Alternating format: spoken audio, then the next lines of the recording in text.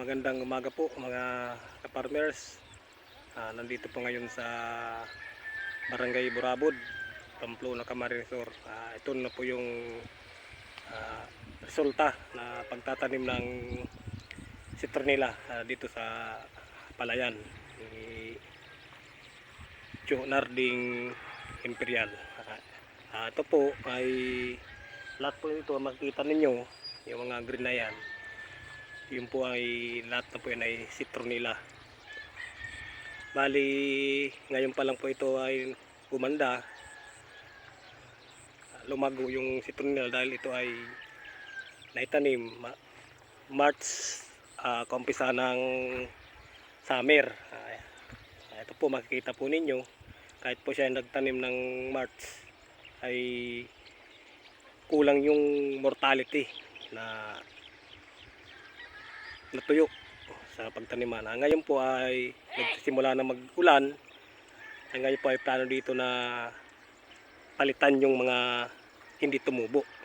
May mga bakante po na ganyan.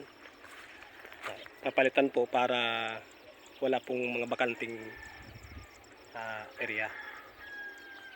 Ngayon po, ito po yung resulta. Maganda po siyang naitanim dito sa palayan.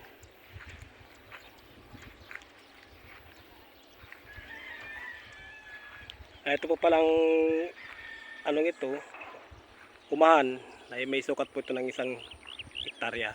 Bali unang tanim po dito ito ng citronella na sinubukan niya na tanim kung ano po ang resulta ng kitaan isa po doon sa tanim niyang palay, para po siya mayroon siyang comparison kung alin po mas magandang kitaan. Ito po.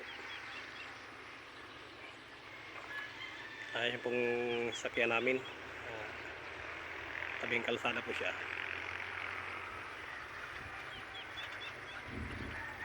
Ito po mga ka-farmers, ang resulta ng tubo ng citronella na tinanim noong summer.